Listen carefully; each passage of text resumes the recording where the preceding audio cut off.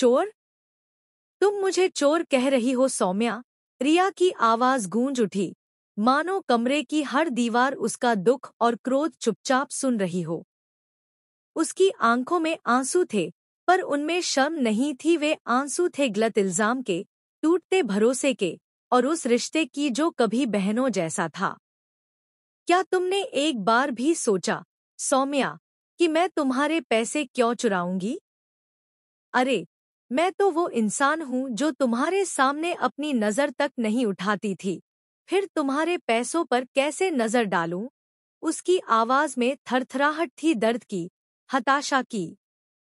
पैरासोत की उन औरतों की तनख्वाह के पैसे लेकर आई थी, जो महीने भर खून पसीना बहाकर 2 वक्त की रोटी जुटाने की कोशिश करती हैं।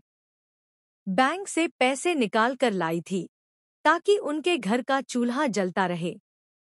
और तुम मुझे चोर समझ बैठी? सौम्या चुप थी।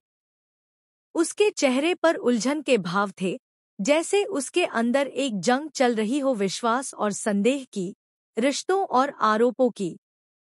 लेकिन उससे पहले कि वो कुछ कहती, पीछे से किसी ने तीखी आवाज में कहा, ये क्यों लेगी तुम्हारे पैसे सौम्या?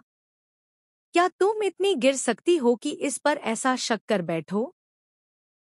हाँ, आवाज थी कैट की, तेज, बेबाक और न्याय के लिए तत्पर।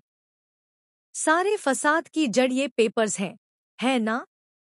यही कागजात जो सब कुछ उलझा रहे हैं। इन्हीं को फाड़ दूंगी।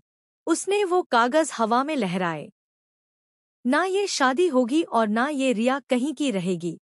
क्या यही चाहती हो तुम? ने पीछे से पूछा। कैट ने एक हल्की सांस ली और धीरे से कहा, थैंक यू गॉड। हाँ, मुझे पेपर्स मिल गए। अब मैं ये घर कभी नहीं लौटूंगी। एक गहरी खामोशी कमरे में पसर गई। रिया फिर से बोल उठी, उसका गला भर आया था। आवाज टूटी हुई थी, लेकिन अब उसमें आक्रोश की जगह सिर्फ थकावट थी, एक भावनात्मक थकान जो तब आती है जब बार बार सफाई देने के बाद भी कोई विश्वास नहीं करता। वो आगे बढ़ी और सौम्या के बिल्कुल पास जाकर बोली, तुम्हारे इस इल्जाम ने मुझे अंदर से तोड़ दिया है। जानती हो, जब मैं बैंक से पैसे निकाल रही थी, तो मन में एक गर्व था कि मैं जरूरतमंद औरतों की मदद करने जा रही हूँ। अब लगता है जैसे मेरी सारी मेहनत, मेरा ईमानदारी से जीना, सब व्यर्थ हो गया।